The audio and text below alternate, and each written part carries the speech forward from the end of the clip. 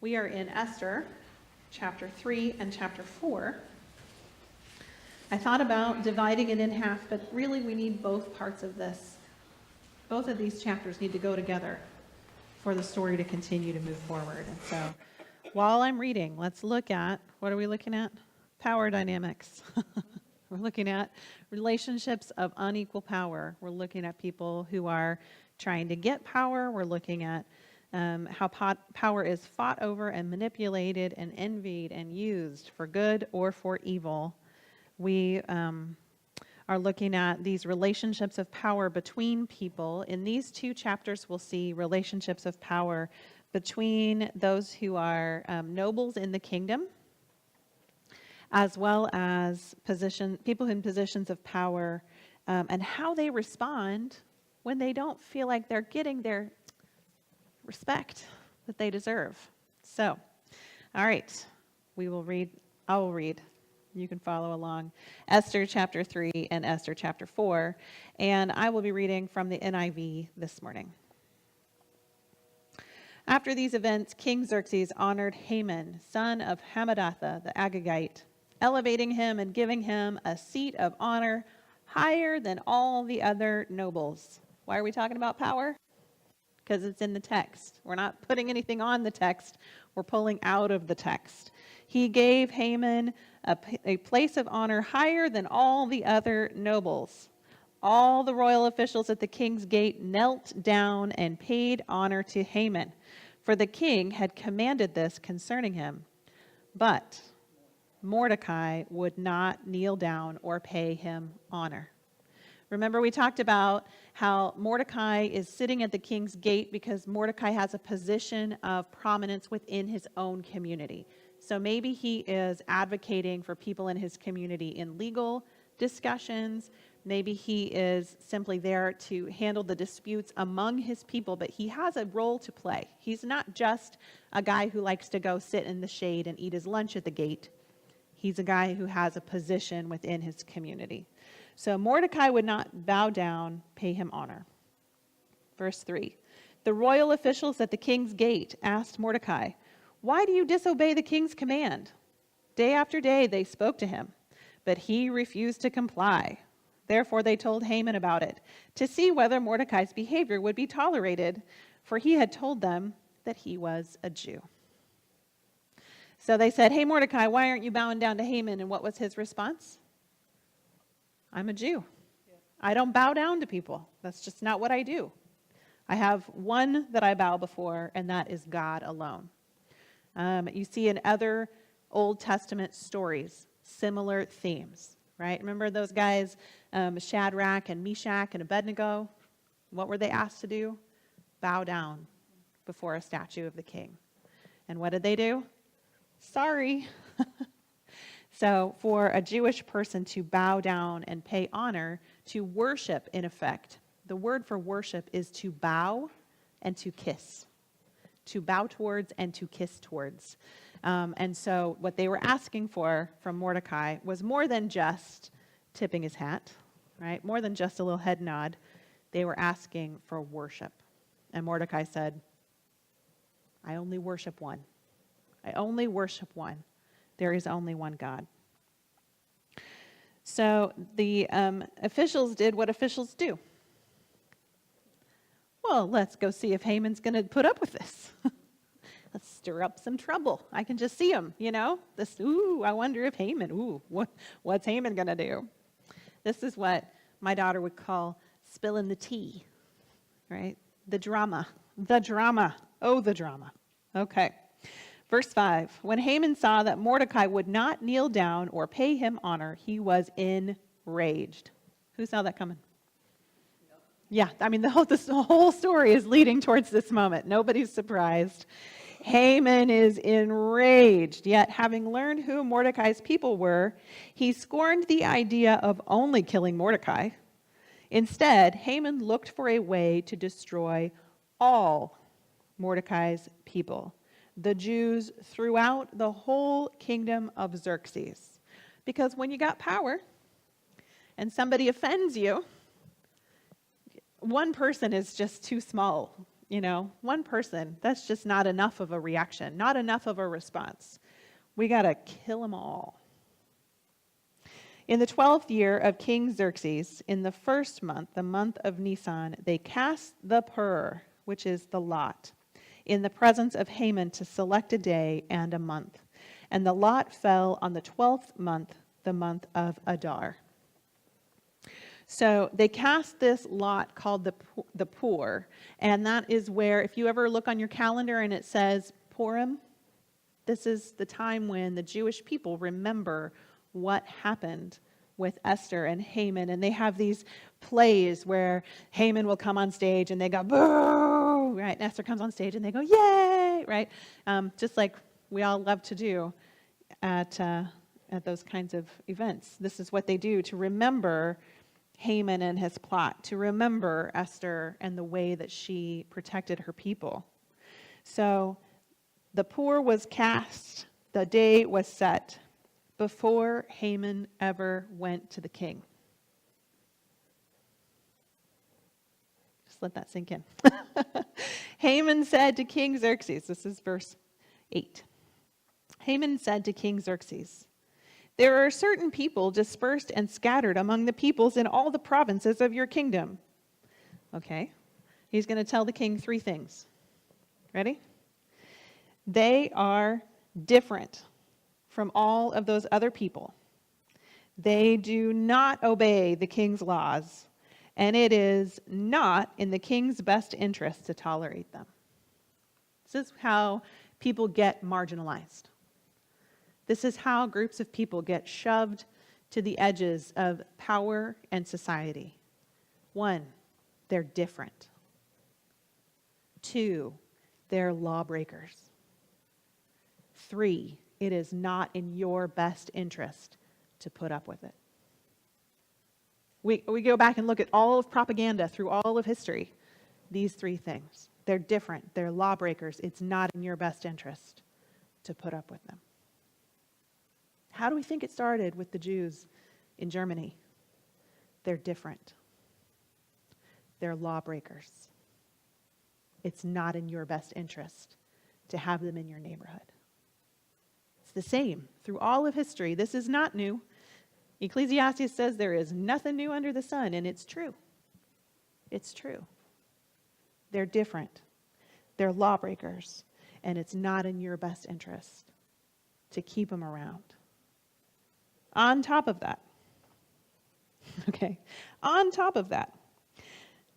verse 9, if it pleases the king, let a decree be issued to destroy them, and I will put 10,000 talents of silver into the royal treasury for the men who carry out this business. I will fund your campaign of terror against them. I don't know about you, but I've got a little footnote in my Bible that says that those talents of silver, that's 375 tons of silver.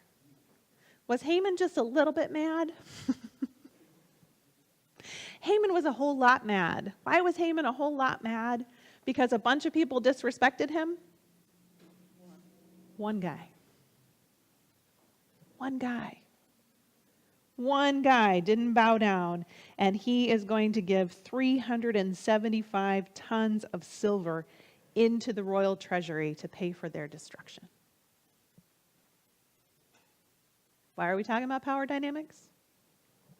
Because it's in there. It's in the text. That's why we're talking about power dynamics. So the king, man, I just love this guy more and more all the time. That's sarcasm. The king took his signet ring from his finger and gave it to Haman, son of Hammedatha, the Agagite, the enemy of the Jews. Keep the money, the king said, and do with the people as you please. Such a nice guy, the king.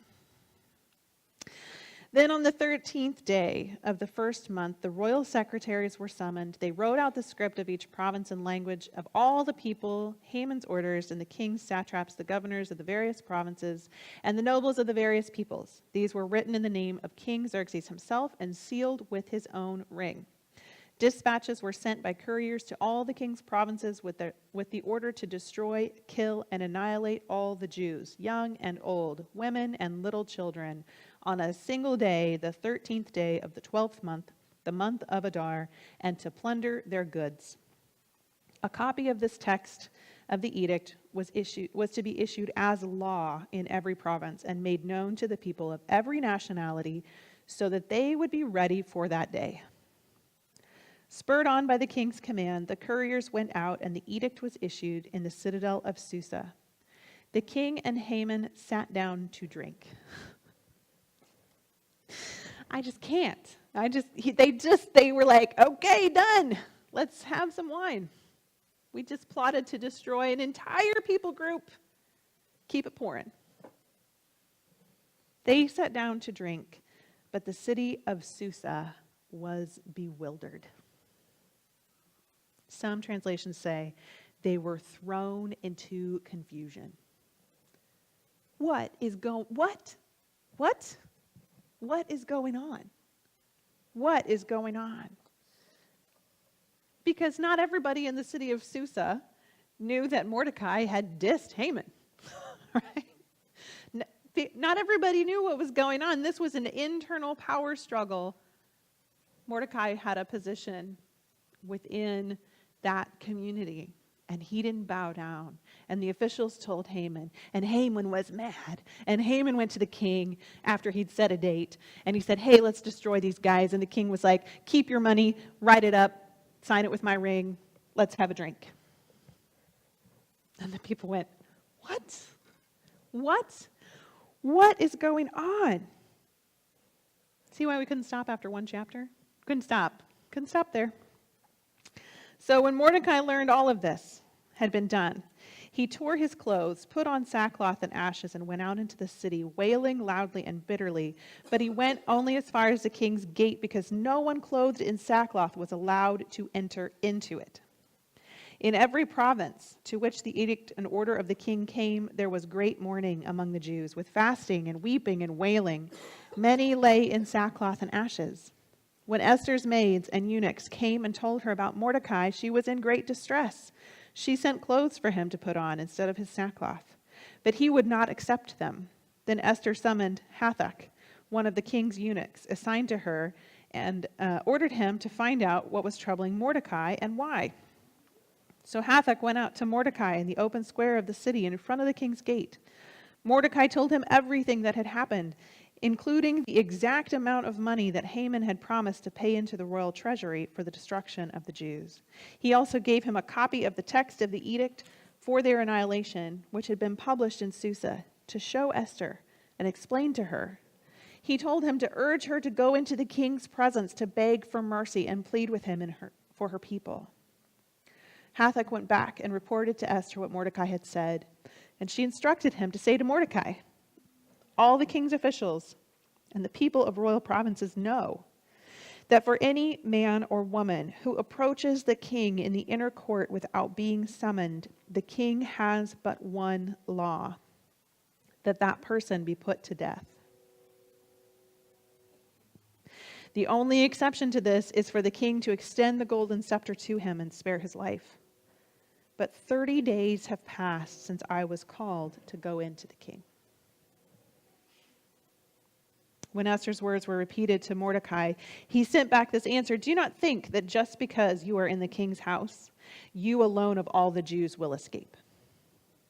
For if you remain silent at this time, relief and deliverance for the Jews will arise from another place, but you and your father's family will perish.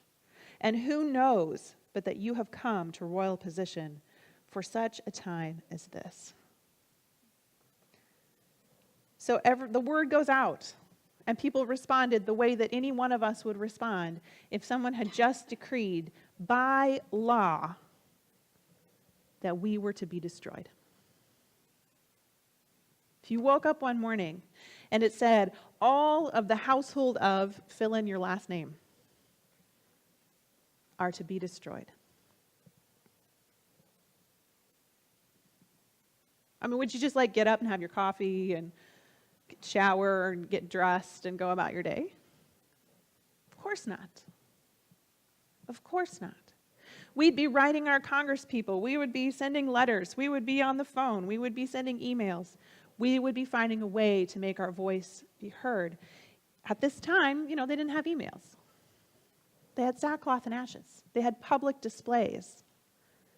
Their only way to have their voice be heard, Mordecai put on sackcloth and ashes and went and stood as close to the people who decreed his destruction as he possibly could. Because no one who was in mourning could approach the king's council. He went and stood in their sight, in their line of sight, sackcloth and ashes, wailing and weeping audibly, loudly. They knew what was going on. How uncomfortable would that be? You just signed away the life of not only one person and his family, but an entire people group. And now he's right there in front of you. Sackcloth and ashes, weeping and wailing, reminding you of the destruction that you have just decreed. I can imagine there was a lot of this on that day. So, let's talk about the business of the day. Could they have faced him? Could they have looked at him? Could they have just stopped their ears so they didn't have to hear his cries of lament? It was enough that Esther got word of it. Esther's confined. She's in a harem. There's just no way to get messages in and out of that place. Locked up tight. She sent a message. First, she sent clothes to Mordecai, and he wouldn't wear them. She sent him a message. What is going on? He told her what was going on and said, you've got to stop this. You can go in. You can see the king. And she said, if I go in there, I'm dead. If I go in there, I'm dead.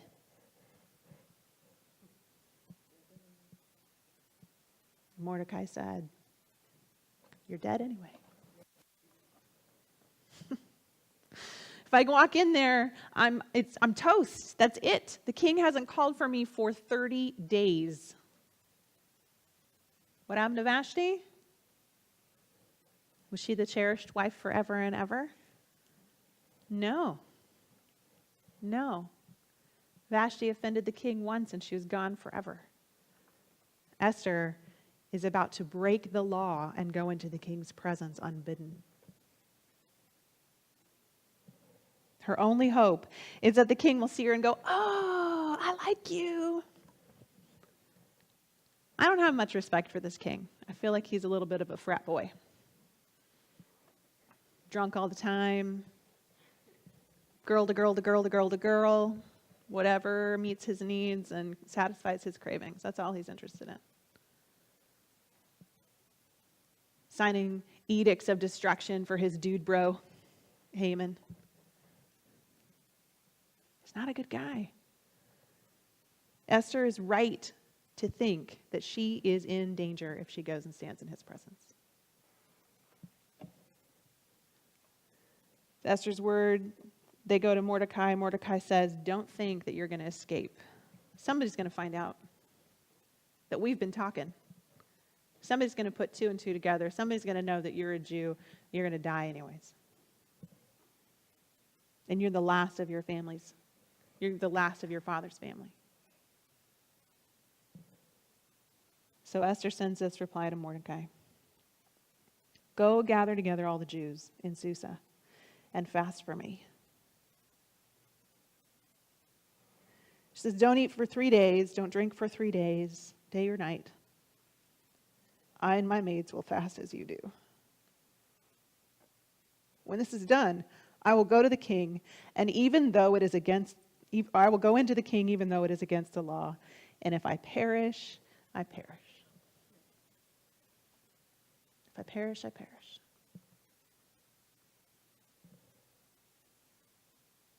So Mordecai went away and carried out all of Esther's instructions. And people were fasting and praying. Probably fasting and praying in their sackcloth and ashes. I don't know if you've sat with people who have begged God for the life of a family member.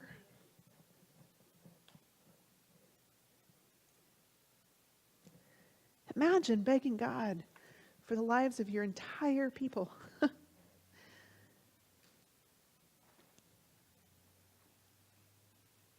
This is not a moment in a story. This is a real human moment.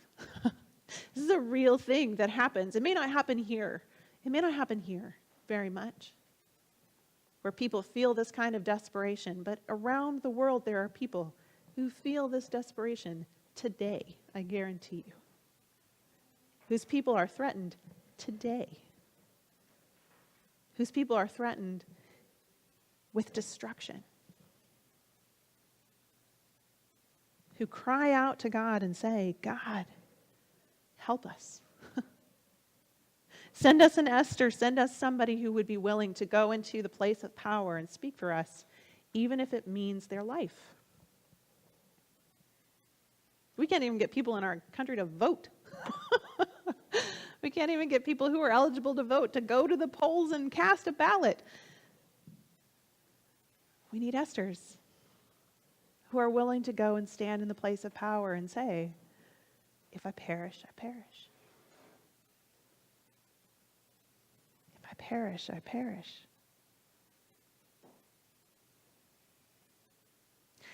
Not leaving you with a lot of hope today.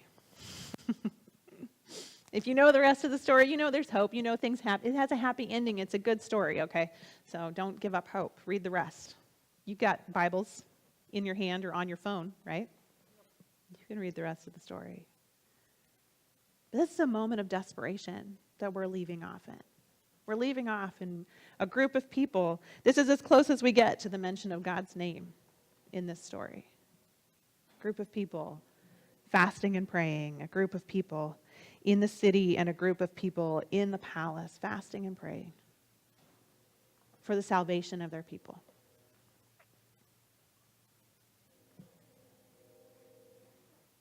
I wonder what would happen if we fasted and prayed for the brokenness that we see around us.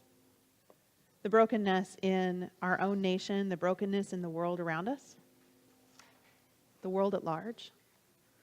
What would happen if you and I took on some of that feeling of desperation and we took that to God? What would happen? What would happen? That's the question I'm leaving you with.